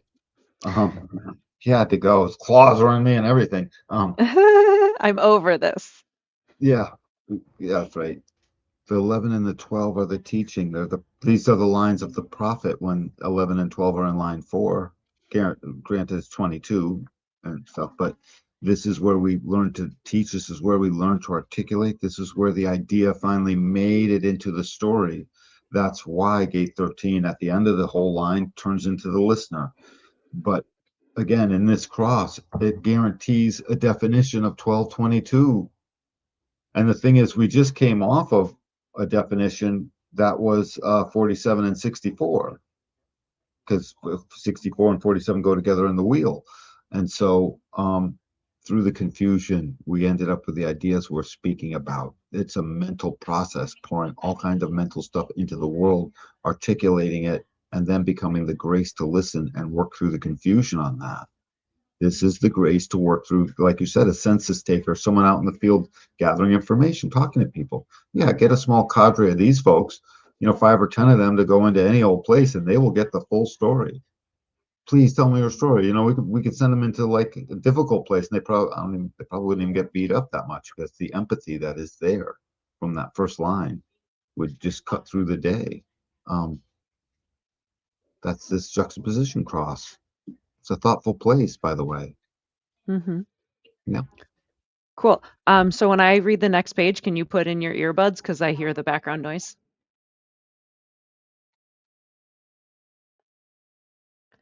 So, wrapping it up with the juxtaposition cross of grace that involves the solar plexus, the ajna, and the throat, this is about sharing transformative ideas with emotional intelligence. Or, this is about sharing transformative ideas with emotional elegance. The purpose is to express grace through gate 22 and realizations, gate 47, inspiring through ideals with gate 11, and with caution, which is gate 12. The role is guiding others through graceful, insightful communication. So as we go through the solar plex process and the sharing and the transforming part, these ideas and these emotions, what we see is, as we're always talking about, this whole cross itself and crosses in general are there to drive our purpose into the world. And we're all here as a creative role model. We saw that before in our as we are going through our profiles series of two shows. If there's a creative role model there, we all aspire to one way, shape, or form. And if we look at this 4-1 juxtaposition, it aspires to have its creativity beyond limitation, right? It's got that first line in there, um, as a cross. And so guiding the others through graceful insights, through communication is literally the social contract and even the social impact that this will make because there's a definition here. There's a definition here with two ajna gates, and both of them are the stream of abstraction. They're it's got the two gates in it that make the total process for the awareness of what is abstract sensing, right? Because you have the pressure on one end, the 64, that's not the awareness. You have 56 at the very end of it saying stuff, but that's not awareness. This is the awareness part of that. So mental awareness that brings us into a spot where, as an insightful, graceful listener, the communication by the other will pour out. What are some of the qualifiers? If they're in the mood, if the timing feels right, all these other things happen. If they're in their nature, responsive or recognizing whatever, if they're following their strategy and authority, all those things are in place. Suddenly, this being becomes an incredible listening and breeding ground for other people to come in and tell them what is it that they're willing to listen to. By the way, half the impact here is the willingness to listen. Again, gate 13 is the listener. You don't need its willingness. You go up to it. This is, I can listen as an impact upon you. And it's an emotional impact, part of a manifesting channel. So I impact you with my capacity to listen. It's not a passive thing. It's an impact. Oh, she's listening to me. It's very yang way, Wow. right?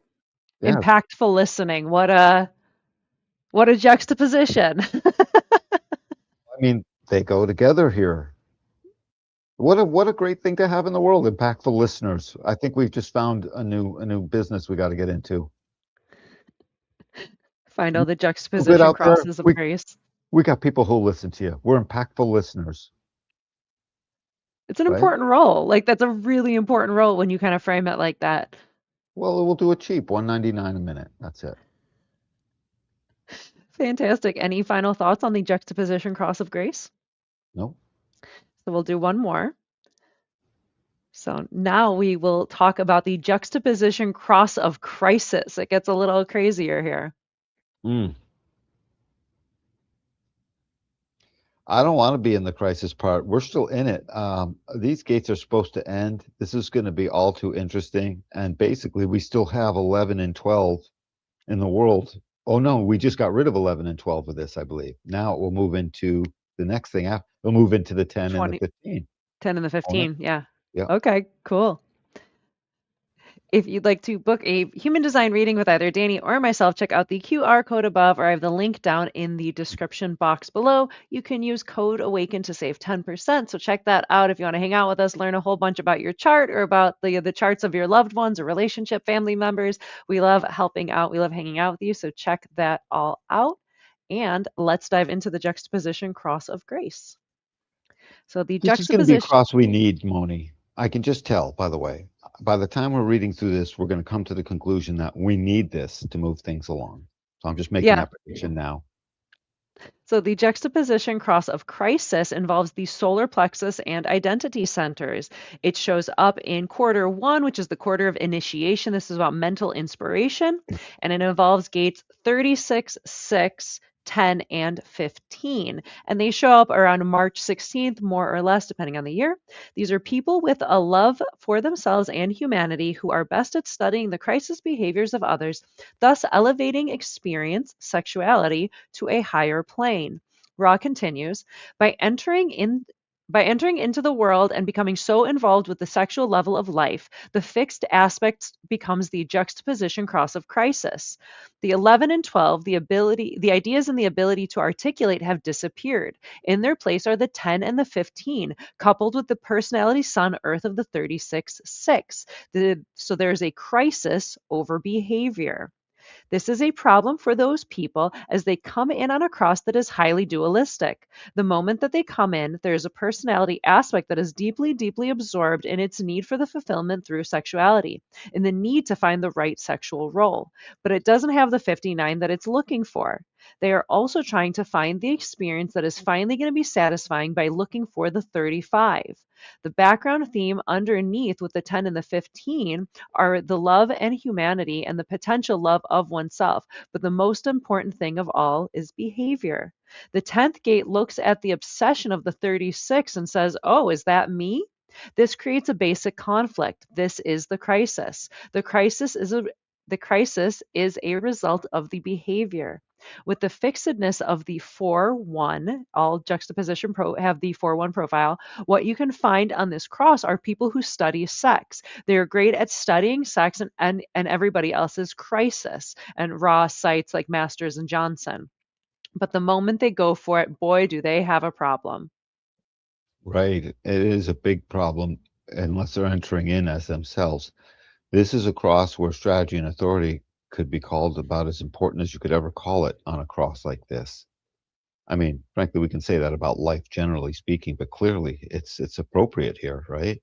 Um, to have a crisis and to recognize that you're not sure about your behavior is going to be filled with all kinds of conditioning. This is our deepest conditioning. My behavior. Am I bad? Am I good? All of these things, you know, should I feel guilty? All of the stuff that we don't want and all the stuff we do want.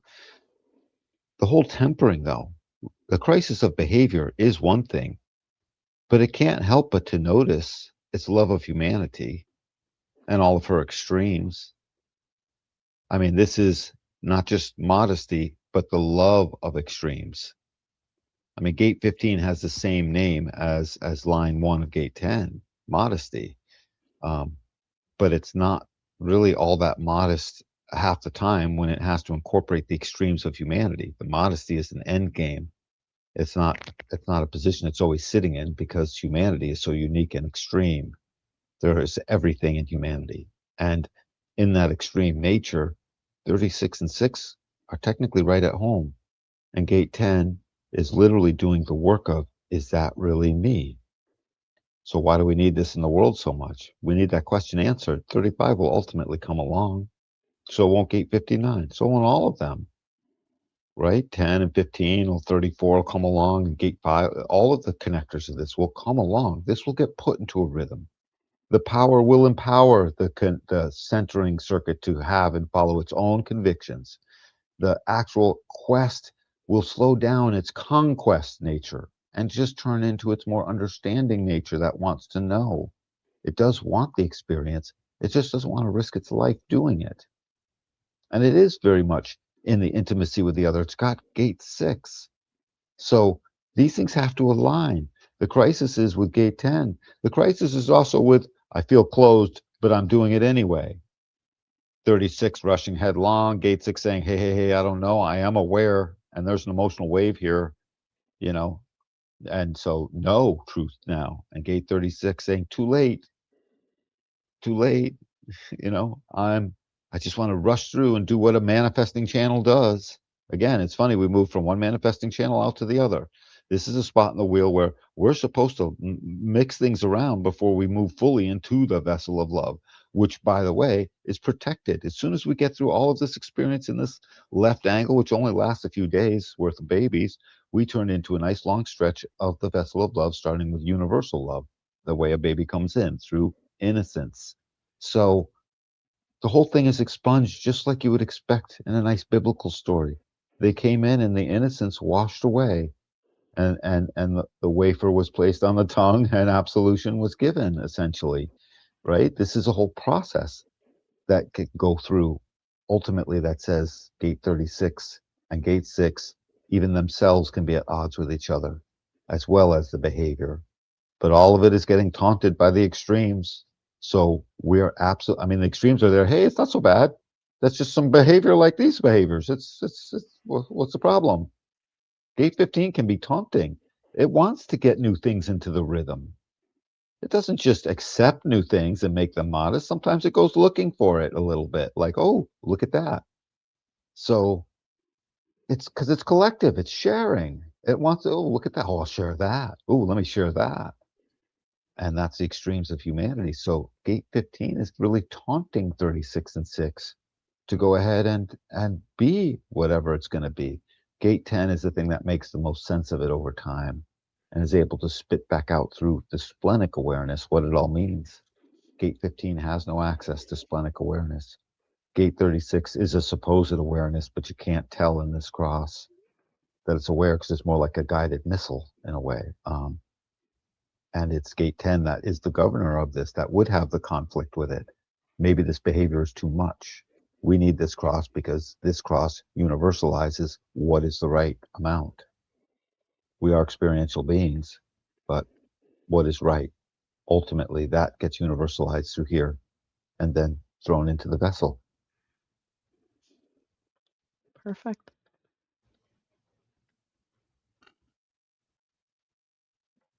So, in conclusion, the juxtaposition cross of crisis, which involves the solar plexus and identity site, the solar plexus and identity centers, is about resolving emotional turmoil through authentic behavior.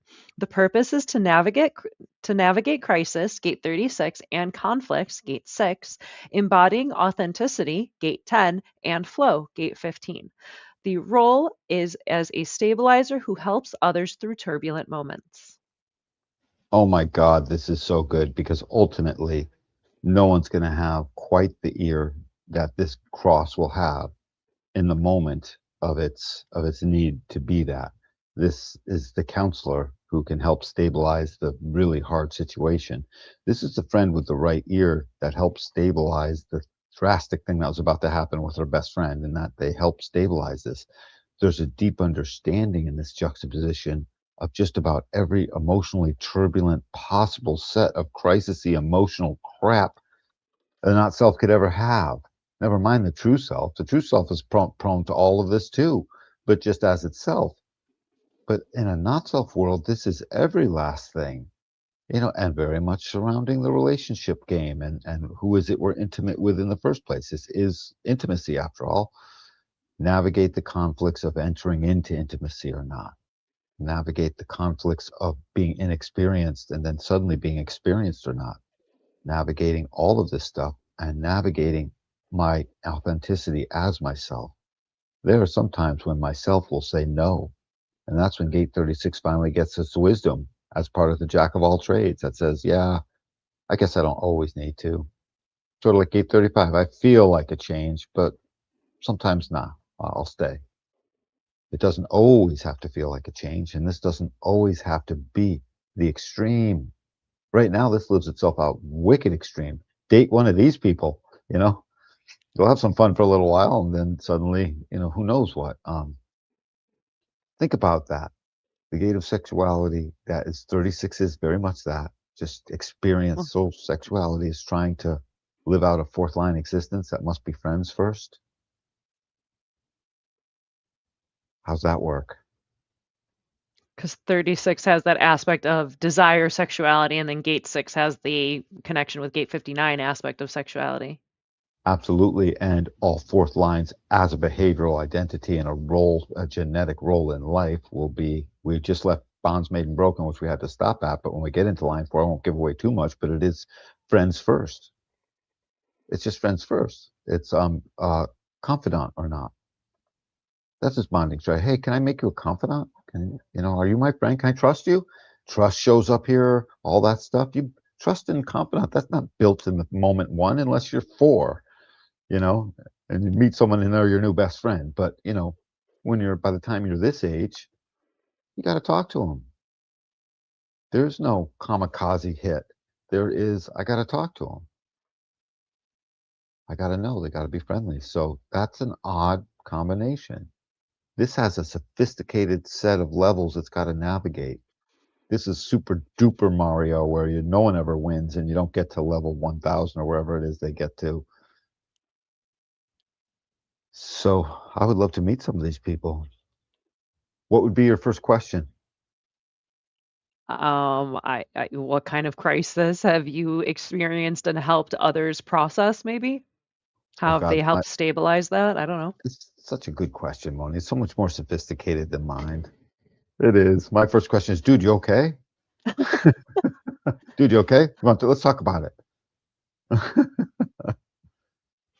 Yeah, I feel pretty good with this. It's a very interesting cross, and We need to allow this cross to breathe, not like fine wine, like a big, 2-quart jug of Johnny Walker that's got to age for 7 years. This is the hard alcohol part of letting it breathe. And we got to let this breathe for a while. Don't forget the emotional process. So, all of this, and there's no truth in the now, which inevitably adds into part of the crisis. I need to know now. I need to know now because when are these urges and these feelings? They show up now. When do you want to have the experience? Now, essentially, always, but no truth. So, no can do. All of this stuff, friends, first. No can do. Driven, want to, extreme, gate 15. Maybe I can do, you know. So let's find out. All I know is witness this in yourself if you have this cross and really watch how sometimes you do make a mistake and just run right in headlong because you feel driven. Now you won't kill yourself. You'll be like, didn't listen to my strategy and authority. Didn't listen to my emotional wave in case you're emotionally defined with this cross. You might not be, but it didn't listen to my inside, didn't listen to my truth. You'll see. This this is a potent teacher, Moni. This cross is a wicked potent teacher. Hey, this kid's got to learn a lesson. Yeah, all right, slap this cross on him for a week. You know, we'll learn him a lesson. This is a lesson teacher, and with good friends in a network like a fourth line is prone to have, it can afford those lessons. So let's get you. This cross is so important. They have the right network so that they don't fall as a deaf tone into the wilderness, which is what we just left with gate 12, and that would be gate 12's line 4, or a lonely voice in the wilderness. I think that's gate 12 line 4. That's the detriment of it. The prophet. Yes, no, it's perfect. I have that in my Chiron. Yes, Yeah, absolutely. and the detriment of that is, or just speaking as the lonely voice in the wilderness, not even to be heard, which would be the melancholy of that as Yeah, it well. is. So I feel pretty good about this one. Anything you want to add? So that was a really fun episode. It was fun diving into some incarnation crosses and continuing that series. And yeah, it was really fun going through the first three lines of the 6 line process, divvying up between the personality and design and how they show up. You got any energy? You want to do another couple lines, or you want to make it be a whole show next? Let's do a whole show that will make it okay. All Yeah, right, nice and easy. absolutely. No need to rush into it, right, Moni? No. No, it was real cute, but I'm like, no. So Meh. we will continue the second part of our 6 line series actually in 2 weeks. We're going to take a 2 week break because I'm going to be out of town. And February 18th, we will return to do the second half of the profile line series. So we'll go through 4 through 6, and that'll be a really fun time. Moni, does that mean 0 now for the next 2 weeks? So 0 live streams, but I will be posting standalone videos. So keep an eye out for that. There's definitely lots of content that's still going to be funneling out while we take a live stream break. And then we'll be back for the second half of the profile episode. And then we're going to do a really fun one on the compatibility of the different lines. So the friendship, dominance, electromagnetic, and compromise channels. So that'll be coming in the future to look forward to. We're going to go through the love gates. We got an observer effect video. We got a whole lot of fun stuff coming up. How much more do we have to the I hope you don't mind me asking this live. How much more is there left to the incarnation series? Are we halfway through or a third the way through or I mean, so what we've gone through like 2 or 3 of the right angles that each have 4 versions. So I think we've gone through like 2 of them, and then we've gone through, I don't know, let's say about 8. I think we've gone through 8 of each. Like I think we've gone through 8 right angles, 8 juxtapositions, and maybe 4 left angles, because that'll be the next one. So there's still like 100 and something left. It'll still be a minute, but that'll be all and right. miles to go? I mean, we're just And gonna do a no, little isn't bit that and a from the little bit as Raven? we go. That's from the Oh, Raven. And it never. miles to go. Oh, that's I funny. forget what Yeah. line that's and miles to go. Some Yeah, Edgar Allan Poe thing. I'm not thinking about the numbers. We're just gonna keep doing them and seeing as they add up, and then eventually be like, wow, we're done with the entire Incarnation Cross series. What a thing. I'm gonna go ahead and forget, so I'll stop thinking about the numbers through forgetting. I think that's a good idea. Hmm. So, yeah, super fun episode. If you are interested in booking a human design reading with either myself or Danny, check out the QR code above or the link down in the description box below. You can use code AWAKEN to save 10%. So, if you've been curious about your human design or your loved ones, friends, and family, and you want to learn a whole bunch more about it, check out our Hmm. links and book a reading. We can have a lot of fun, teach you a whole lot about yourself. And if you've been getting a whole lot out of our channel, like to help encourage us and support us, check out our donation link above, or that is also down in the description box below. And as always, thank you, Danny. Thank you to everyone who is liking, subscribing. That really helps us out. Thank you for commenting and asking us questions. It really makes us happy to engage with you guys. We love having you, and we'll catch you next time for another show. Much love, everyone. Till the next time.